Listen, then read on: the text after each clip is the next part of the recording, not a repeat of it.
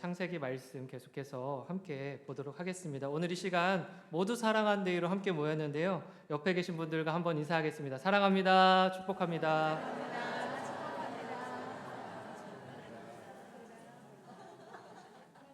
네, 한 번 더 인사할 때는 이렇게 인사하겠습니다. 당신을 보니 사랑하고 싶은 마음이 넘칩니다.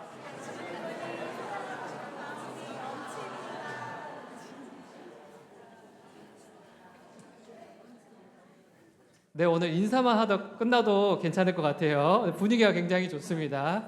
그 사랑과 그 즐거움의 교제를 마음껏 나누고 누리실 수 있기를 바랍니다. 네, 오늘 말씀 함께 보려고 합니다. 여러분, 이제 우리가 매일 신고 다니는 신발 브랜드가 여러 가지가 있는데 그 중에 좀 운동화로 좀 유명한 브랜드들이 있습니다. 어디가 있을까요? 나이키, 그거 빼고요. 네, 아디다스 하나 나왔고요. 또 하나 더 필요합니다. 프로스펙스. 네, 프로스펙스는요 굉장히 오래전이고요. 요즘 젊은이들이 많이 신는 신발. 네, 뉴발란스도 좋지만 하나 더 있습니다. 푸. 네, 프로스펙스 아니고요. 네? 푸마. 아, 맞습니다. 감사합니다. 안 나오면 어떡하나 조마조마했습니다. 네, 아디다스와 푸마가 있습니다. 전 세계 어딜 가나 볼 수 있는 두 거대한 기업이라고 볼 수 있는데요. 이 거대한 기업이 시작되는 그 배경에도요, 이 야곱과 에서만큼 또 비극적인 형제 갈등이 숨어 있다라는 사실이 숨어 있습니다. 사실 독일 작은 마을에서 신발을 만드는 다슬러 형제가 있었는데요. 그 중에 한 명 동생이 아디라고 하는 사람이었고요. 이 친구는 이제 밤새 신발을 연구하는 그런 기술적인 능력이 좀 뛰어났던 사람이었습니다. 그에 반해 형은 루디는요, 그 신발을 전 세계에 이렇게 파는 그런 영업 수완이 좋았던 사람이었습니다. 그래서 이 두 형제가요 같이 함께 하니까 시너지가 대단한 거예요. 한 사람은 기술적으로 뛰어나고 한 사람은 영업 수완이 뛰어나서 그 신발을 많이 팔게 했더라라는 겁니다. 근데요, 제2차 세계대전이 있었는데 그때 발생한 중에 사소한 오해가 이 형제를 갈라놓게 되었다라는 겁니다. 이제 막 폭격이 떨어지니까 방공호로 많은 사람들이 피해서 들어가 있었는데 아무래도 동생 가정이 먼저 그 안에 들어가 있었나 봐요.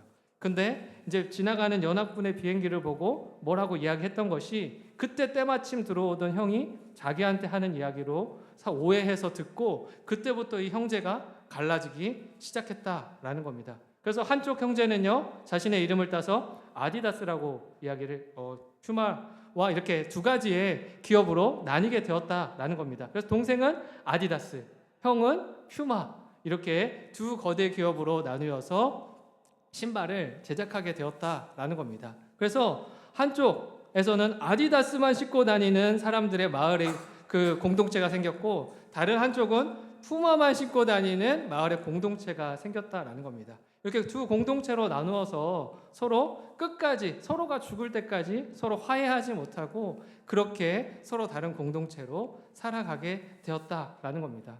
정말 얼마나 이들의 미움이 지금 컸는지 서로 무슨 신발을 신었는지 보고 신발을 확인하고 나서 그 사람을 봤다라고 합니다.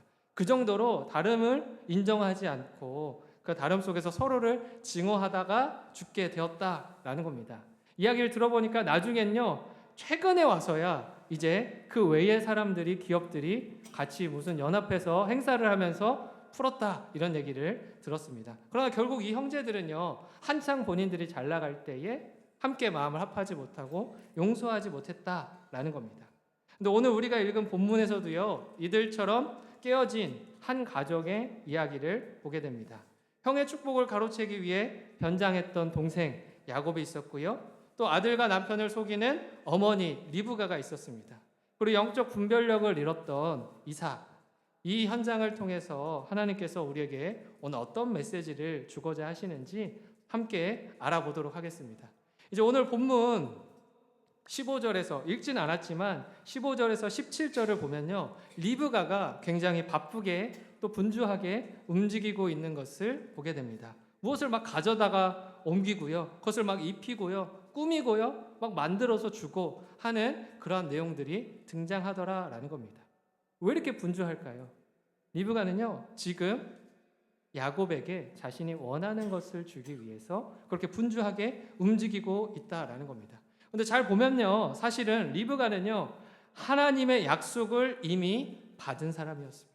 창세기 25장 22절에 보니까 큰 자가 어린 자를 섬기리라. 이미 약속의 말씀을 받았다라는 겁니다. 하나님께서 이미 야곱을 택하셨고 그 야곱을 통해서 놀라운 민족이 이루어질 것이라는 그 메시지를 리브가에게 이미 주었다라는 겁니다.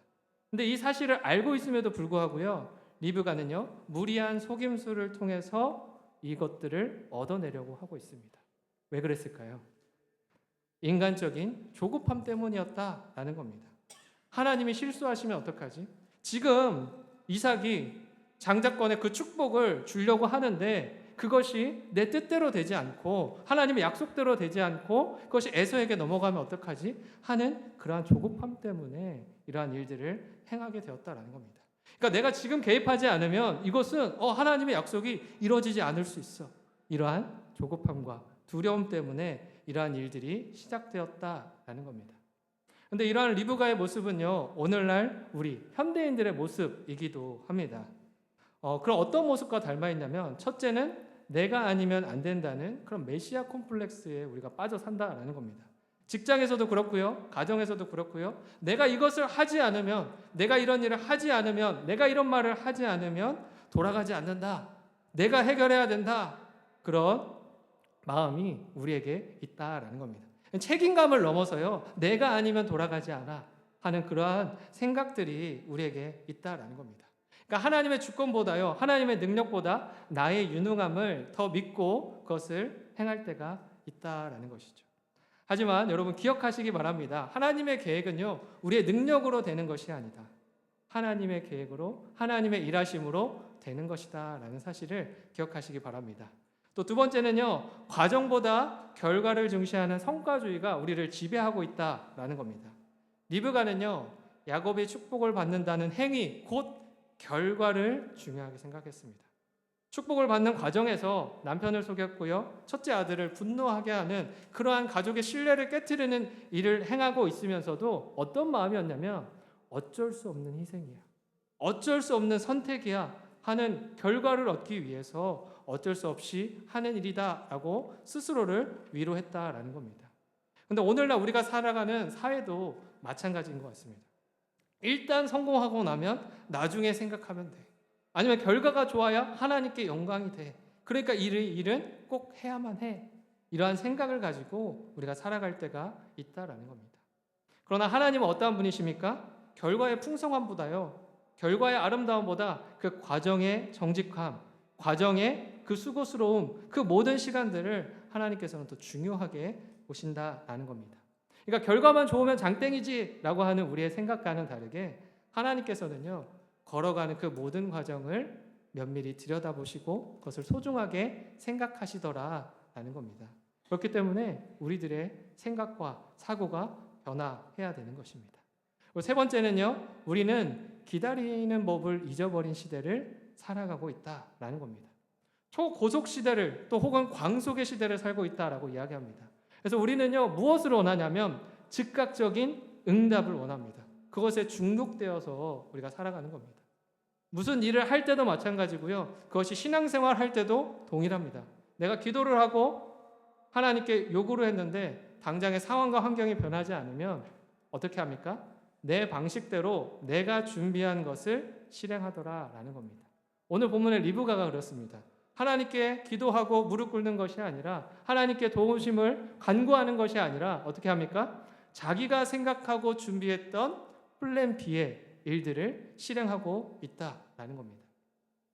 하지만 조급함에 쫓겨서 선택한 플랜 B는요, 언제나 하나님의 최선을 가로막는 장애물이 되더라라는 것입니다. 이렇게 거짓으로 치장한 야곱은요, 어머니 함께 거짓으로 치장한 야곱은 이제 아버지 이삭 앞에 섭니다. 22절에 이삭을 보면요, 굉장히 혼란스러워합니다. 음성은 야곱 같은데 또 몸은 에서 같고, 사실 이삭은요, 아마도 이 과정에서 뭔가 잘못되었다, 이상하다라는 것을 느꼈을 겁니다. 어쩌면 하나님께서 그 세미한 음성으로 그에게 경고를 준 것일 수 있습니다. 이건 뭔가 잘못되었다라고 생각하면서도 이삭은 그대로 속아 넘어갔다라는 겁니다. 왜 그랬습니까? 이삭은요, 영적 분별, 이 분별하는 것보다요, 자신의 입맛과 습관을 더 중요하게 신뢰했기 때문입니다.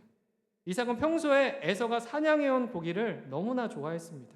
자주 먹었고요, 그것을 해다가 주면은 더 사랑하게 되는 그런 마음을 품게 되었다는 겁니다. 그러나 하나님의 예언보다도요, 장자가 우선이라는 그 세상의 관습, 또 자기를 즐겁게 하는, 자기 혀를 즐겁게 하는 것들에 눈이 가려지고 마음이 가려져 있었더라라는 겁니다. 근데 우리의 삶도요, 마찬가지입니다. 하나님께서 끊임없이 경고의 메시지를 주실 때가 있습니다. 그건 정직한 방법이 아니다. 옳은 일이 아니다. 옳은 마음이 아니다. 그렇게 말씀하실 때가 있습니다. 하지만 우리는 어떻습니까? 우리 역시요, 내 입맛에 맞는 것 때문에 그것을 외면할 때가 있다라는 겁니다. 다들 그렇게 하니까. 다들 하나님의 음성을 알아도 때때로 그렇게 살지 않으니까 나 한 명쯤은 괜찮겠지 하는 그런 마음으로 그렇게 영적 분별력을 스스로 마비시켜 버리더라라는 겁니다. 야곱이 입은 염소 가죽과 털들은요, 잠시 아버지를 속일 수는 있었을지 모르지만 하나님의 눈까지 속일 수는 없었다라는 겁니다. 야곱은요, 이 속임수 때문에 축복의 잔치를 벌이기는커녕 그날 밤으로 도망자 신세가 되고 20년 동안 타향살이를 해야만 했습니다. 속임수로 얻었던 것은요, 결국 평안이 아니라 불안과 도망의 세월이었다라는 겁니다.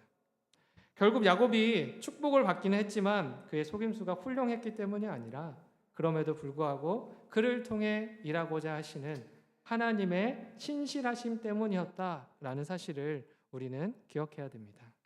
하나님은 야곱의 죄를 칭찬하지 않으셨습니다.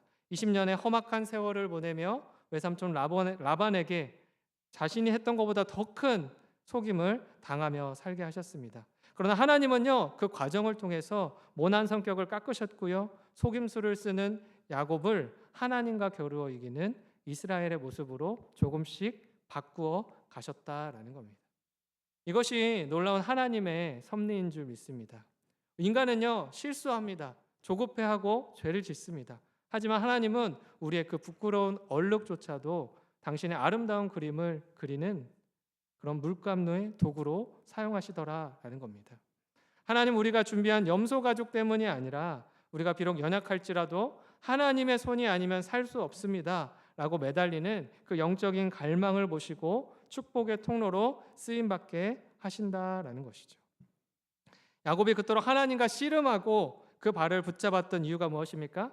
하나님 아니면 나는 살 수 없다라는 그 믿음의 고백을 가지고 붙잡았던 겁니다. 하나님이 나에게 복을 주시지 않으면 나는 아무런 희망도 없고 소망도 없는 그러한 인생에 불과합니다 하는 그 믿음의 고백을 가지고 붙잡았기 때문입니다. 이것을 통해서 깨달았던 것입니다. 내 손으로 복받은 인생을 만들어 보고자 했지만 결국에는 내가 아니라 하나님께서 하시는구나. 하나님께서 내 인생을 주관하셔야만 내가 복받는 인생이 될 수 있구나. 또 내가 세상의 많은 것들로 치장한다고 해서 내 인생이 아름다워지는 것이 아니라 하나님의 은혜가 나를 뒤덮을 때 가장 멋지고 아름다운 존재로 또 복받은 존재로 살 수 있구나 하는 사실을 깨닫게 되었다라는 것입니다. 그러나 사랑하는 성도 여러분, 오늘 이 시간 우리가 쓰고 있는 그런 변장의 가면들 혹은 거추장스럽게 우리를 뒤덮고 있는 많은 세상의 도구들, 치장의 도구들을 벗어낼 수 있기를 바랍니다. 야곱은 가죽의 옷을 입고 아버지 앞에 섰을 때 복을 받은 것이 아닙니다. 훗날 모든 것을 잃고 야복 강가에서 홀로 남아 환도뼈가 부러지는 그 고통 속에서 나를 축복하지 않으시면 내가 가지 않겠다라고 고백했던, 오직 하나님께만 매달렸던 그 순간부터 진짜 변화가 시작되었던 것입니다. 세상에서는요, 털 많은 에서처럼 강한 사람을 찾는 것처럼 보입니다. 하지만 하나님께서는 우리에게 뭐라고 말씀하십니까? 매끈매끈하고 야곱처럼 연약한 그 모습 그대로 나에게 다가오라, 나에게 나아오라 말씀하시는 겁니다. 그래서 주님이 도와주시지 않으면 한순간도 살 수 없는 연약한 존재입니다 라는 그 귀한 고백을 받고 그것을 통해 우리의 삶을 복되게 만들어 가시기 원한다라는 겁니다. 이처럼 오늘 설교 시작에서 말씀드린 다슬러 형제는요, 죽을 때까지 서로 용서하지 못했지만 야곱과 에서는 20년 만에 눈물로 화해했습니다. 그것이 가능했던 이유가 무엇입니까? 야곱이 변장을 벗고요, 하나님 앞에서 먼저 깨어졌기 때문입니다. 자신의 솔직한 모습을 가지고 하나님의 도우심을 구했기 때문입니다. 그래서 우리들이 이 시간 염소 가죽을 준비하는 것이 아니라 하나님 앞에 기도하며 무릎 꿇고 나의 솔직한 모습으로 그렇게 나아가실 수 있기를 바랍니다. 그리고 또 우리의 삶 가운데에 매 순간마다 찾아오는, 선택의 순간마다 찾아오는 나를 조급하게 만드는 그런 상황과 환경 속에서도 내가 조급함이 아니라 하나님의 시간과 하나님의 때를, 또 하나님의 방법과 하나님의 신실하심을 선택하실 수 있는 영신의 모든 성도님들이 되기를 간절히 소망합니다. 기도하겠습니다. 살아계신 하나님 아버지, 오늘 야곱과